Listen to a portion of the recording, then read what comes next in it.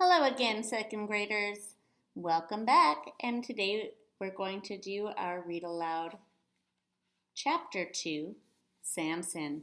Get out your book, The Case of the Dognapped Cat. Open it up to page number 9, and we'll begin reading. But first, can you tell me, boys and girls, do you remember who is Samson? That's right, he's the cat. Let's find out what happens to Samson. Round! Ingle Woolsike's striped cat padded across the kitchen. He stretched lazily and rubbed against the door frame to ease the aches and pains still left from his last battle. In the alley behind the house, evening shadows were deepening to dark purple. The cat's whiskers quivered. He sifted the scents drifting in through the screen door. Round! He looked back at the elderly woman. Just a minute, Samson. She placed the last saucer in the dish drainer, then dried her hands on the kitchen towel. She picked up her cane and went to the door. The cat twined around her leg. We're a pair, aren't we, Samson? She asked. Now don't push us both over. You know I'm going to let you out. I always do, don't I? He waited silently. Then he slid through the crack before the door completely opened, as usual. Mrs. Woolsike chuckled. Guess I'll not hear from you until morning.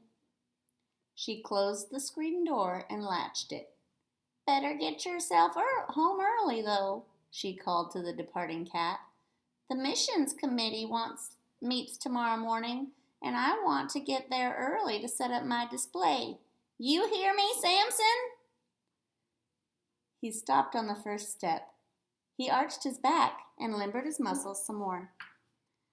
Lot you care about me, she scolded fondly.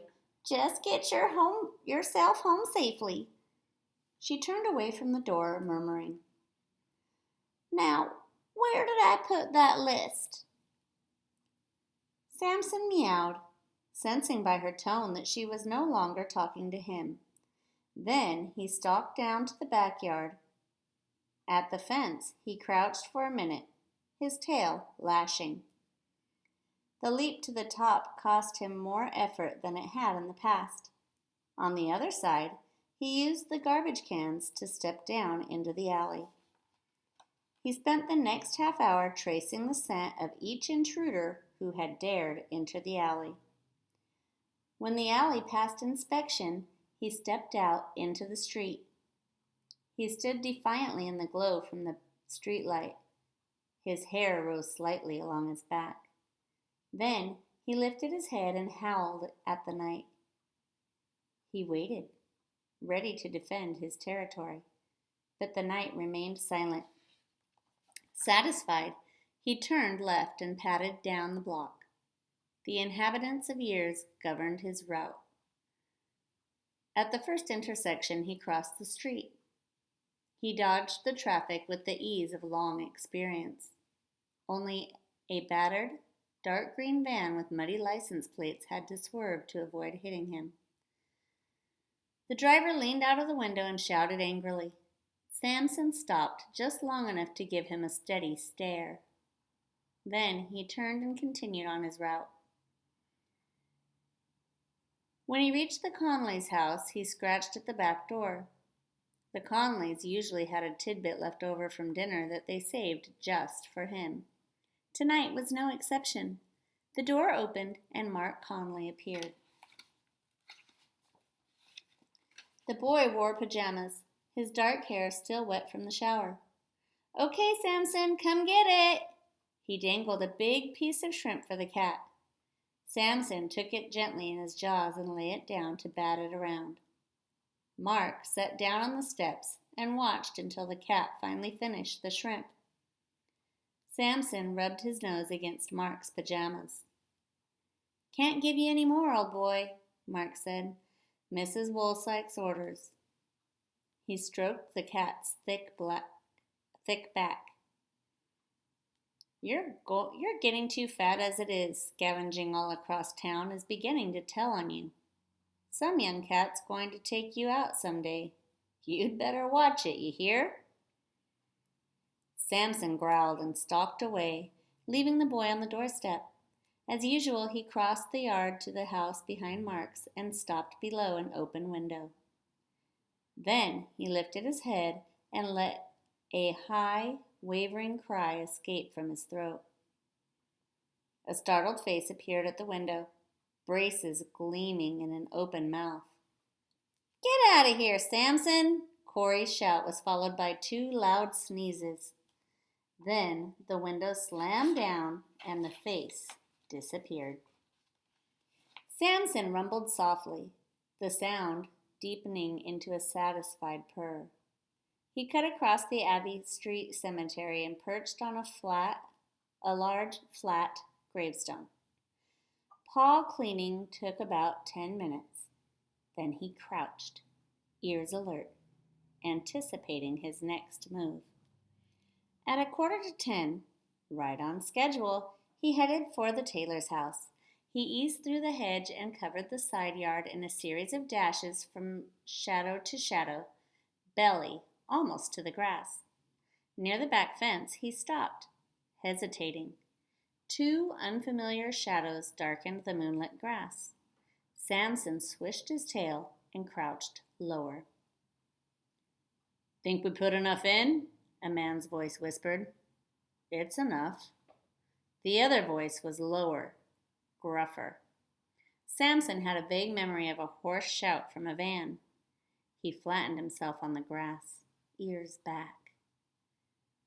"When the stupid pug gobbles up this meal," the second voice continued, "it'll be his last for a while. He will bring a good price in any market. Come on. While we're waiting, we'll check out the next street." Samson waited until the man noises faded.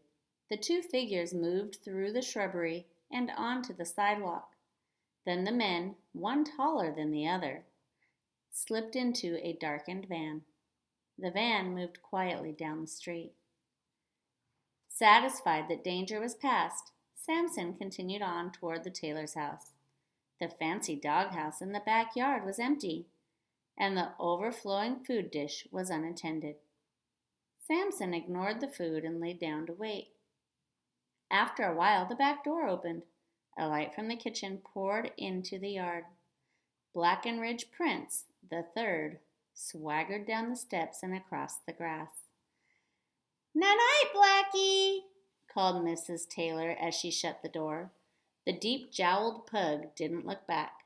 He trotted toward the food. Samson waited until the pug was nose deep in the bowl. Moving silently on the pads of his paws, he approached from the rear. He stopped a few inches from the dog and extended his claws, admiring their sharpness and length. He swiped the claws across the dog's exposed flank. The pug yanked his nose out of the dish. He whipped around, teeth bared. When he found himself nose to nose with Samson, he cringed. Samson curled his lip in a silent snarl. The pug immediately gave way and scrambled for the back door, yelping all the way. The door opened quickly to admit him.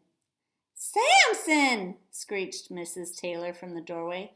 "Don't you eat all that food. I left enough for both of you. For shame!" Mr. Taylor stood behind her looking out. Why you let that cat bully you is beyond me," he said. "He's blackmailing you, pure and simple." "Well, I try to keep the peace with Samson," Mrs. Taylor replied. She picked up the shivering dog. "That cat gives him a case of the nerves." "Humph," Mr. Taylor grunted. He turned back to the kitchen. "It's more a case of who's the cat and who's the dog. I think those 2 have their skins switched." "Blackie's a show dog. He's worth hundreds of dollars," Mrs. Taylor said. "He's not a fighter." "Not now he isn't. Only pug I've ever seen that couldn't take care of himself. Mr. Taylor shook his head in disgust. Now, in full possession of the doghouse, Samson ate neatly and daintily. When he finished, he curled up inside. In a few minutes, he was fast asleep. 30 minutes later, the pug ventured outside again. Samson still slept. The dog slunk, tail between his legs, to the porch. A green van cruised back along the darkened street. At the corner, the headlights dimmed and the engine stopped. The van coasted to a spot near the back fence. This time, the men didn't talk. They moved silently toward the doghouse. One quick kick shoved the food dish out of the way. Another equally swift movement brought a sack down over the sleeping form in the doghouse. Quickly, the men carried the sack back to the van, tossed it into the back, and started the engine. It purred quietly. At the corner, the men switched on the headlights and gunned the engine. The sudden noise alerted the pug. He barked twice, then got up and trotted across the backyard. He hurried to the dish and began to gobble the remaining food. When he finished, he yawned heavily. He entered the doghouse, sniffed out his violated territory, turned around twice, and lay down. In a few minutes, he was sleeping soundly. Okay, boys and girls, that does it for chapter 2. What just happened? Who got catnapped or dognapped? That's right. The cat got kidnapped instead of the dog. Those kidnappers are going to be super surprised. All right, we're going to go ahead and be done with our read aloud for today. Tomorrow we'll read chapter 3. Have a beautiful day.